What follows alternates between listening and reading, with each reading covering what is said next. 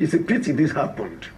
Chief Afe Babalola on his own, without the intervention of some of our colleagues in the legal profession, may have a different approach, a different thinking. I was personally virtually attacked by one of our colleagues who said, "Oh yes, you were in court. You were the one giving Dele Farotimi solidarity." I said, "How? I did not even put on a suit. I was not even robed." Our going to Ado-Ekiti was not on Dele Farotimi's prompting. He never knew about it. And it was not facilitated by me. It was an initiative of His Excellency, Mr. Peter Obi.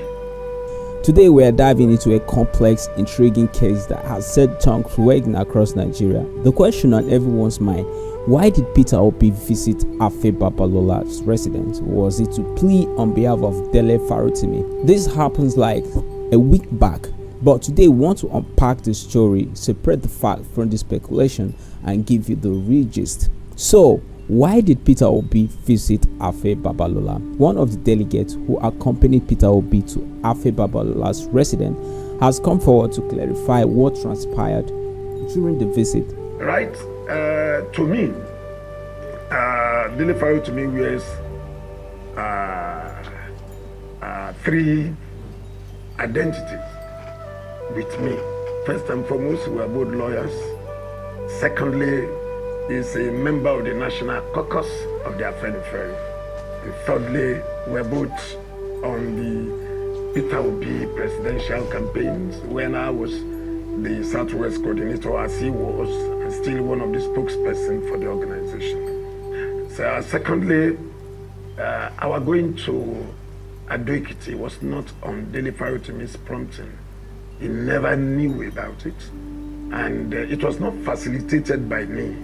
It was an initiative of His Excellency, Mr. Peter Obi, and he called me. In fact, going back a little bit, he had wanted to go. You know, he issued a statement immediately after Farotimi's arrest, and he wanted to go. There are divergent views about whether he should be there or not for whatever it is, but he had to make up his mind, and he called me and said I should accompany him to Ado-Ekiti.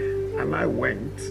We met first with Chief Afe Babalola, whom I respect so much. And strategically, we decided to see, the leader decided that we should see Chief Afe Babalola first before we went to Dele Farotimi. Yes, our going had been interpreted severally by people. We went to beg, we went to plead, we went to seek understanding. Yes, I think I'll pick the last one, understanding, a friendly engagement with the iconic chief. And we spent quality time with him, after which we visited Dele Farotimi. We were not sent by Dele Farotimi. Ordinarily, because of the relationship between Peter Obi and Chief Afe Babalola, he would get to Ado-Ekiti and pay a courtesy call on him. And when we were with Chief Afe Babalola, he mentioned some other prominent Nigerians, particularly Chief Olusegun Obasanjo and Bishop Matthew Kuka, who had spoken to him on the matter. So we did not do anything unusual by going to see Chief Afe Babalola and seeing Dele Farotimi in the process. So, Olushola Ebisienyi, the Secretary General of Afenifere, a socio-cultural Yoruba group, he has given us an insight on what really transpired. However, the shadow of Dele's detention loomed large over this discussion. According to him, this case took an interesting turn with the involvement of Afenifere group. The group Secretary General confirmed that Dele Farotimi is one of their own.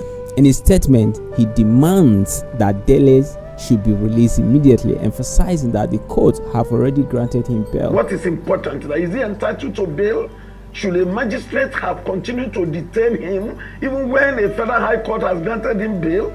And when you look at all of this, unfortunately, the Dele Farotimi Saga will soon, if it has not, begin to be seen as a political trial. Because why will he still be detained by a magistrate who ought to have given him bail as a matter of right. Now, this will bring us to some pressing issue. Why does the government continue to detain individuals even after they're being granted bail by courts? The case of Dele Farotimi isn't the first of its kind. Remember, I talked about Nnamdi Kanu. Despite a court order granting his release, he remains in detention. This is over 8 years. This raises serious concern about the rule of law and the independence of the judiciary in Nigeria. For anybody to be a citizen, for a society to have citizens, you must be found on the rule of law. It would mean that both the governed and the governors are equally bound by the law. It must mean that the judiciary is one that deals with people blindfolded. But in a situation where instead of us being ruled by law, even at the most elementary level, we're governed by the will of men, no matter how perfect those men might be, they remain men. And it simply means that for as long as we are ruled by the will of men, we're subject to their whims and caprices.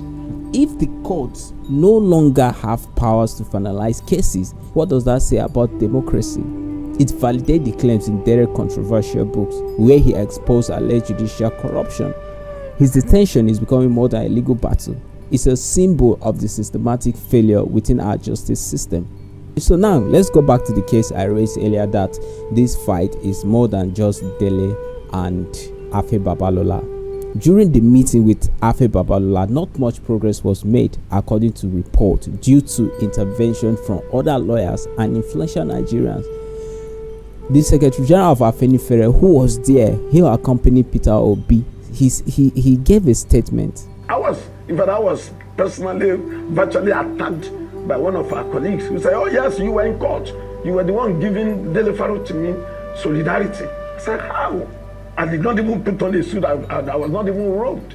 It's a pity this happened." Chief Afe Babalola on his own, without the intervention of some of our colleagues in the legal profession, may have a different approach, a different thinking. Here on your channels and different channels, you have seen lawyers, respected senior legal practitioners come and do exactly what the court should do. All they found Dele Farotimi guilty, and they called him all sorts of names on television. They went into legal submissions which ought to be made in court after his release. I think that is that's not acceptable. When we were with Baba, some of our colleagues too they were there popping arms. You know, he has defamed Baba. He has, of course, whatever it is, let him have his days in court. So, is Afe Babalola the puppet master, or is he just another player in a much bigger game? It appears that maybe he's probably just a player in a bigger game. The Secretary General of Afenifere revealed that numerous lawyers are actively watching brief on the case, suggesting a coordinated effort against Dele Farotimi, who in his book exposed the corruption in the judicial system. Not much was achieved in that meeting, I must confess. And I did say that much was not achieved because of the intervention of some of our colleagues.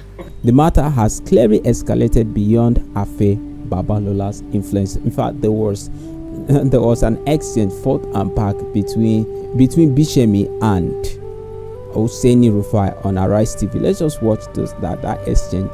That's why you saw my facial reaction. I quipped a bit when you said so that they will not think it is Afe Babalola that is keeping him where he is. Yes. Whose petition led to Dele being arrested? Very well. Afe Babalola's petition led to Dele being arrested. So who is responsible for it? I'm coming. Who is responsible for it? I mean, he is a complainant. Who is responsible for it? The keeping him in detention. Who is responsible? The police and the magistrate. Who is responsible for what kept him in detention? No, get it straight. The charge in the court is Dele Farotimi versus Commissioner of Police. So whose complaint led to a COP? Oh, COP, thank you. Whose complaint led to Dele getting there in the first place? It's Chief Afe Babalola, no doubt. So who is responsible for all of this debacle with Dele Farotimi in the first place? From the moment a complaint is submitted to the police. Who generated the complaint? Of course, Can the COP just go and arrest Dele Farotimi if nothing happened? No, fine. No. So who generated the complaint? I'm coming. Who is involved I'm here? coming. You know the procedure. If anybody, if you could have complaint against anyone, your own is to report to the police. From that moment, the police takes charge. The entire saga underscores the dire need for judicial reform in Nigeria. The judiciary is meant to serve as the backbone of our democracy, ensuring justice for all. But when court rulings are ignored and individuals are detained indefinitely, it becomes clear that the judiciary is under siege.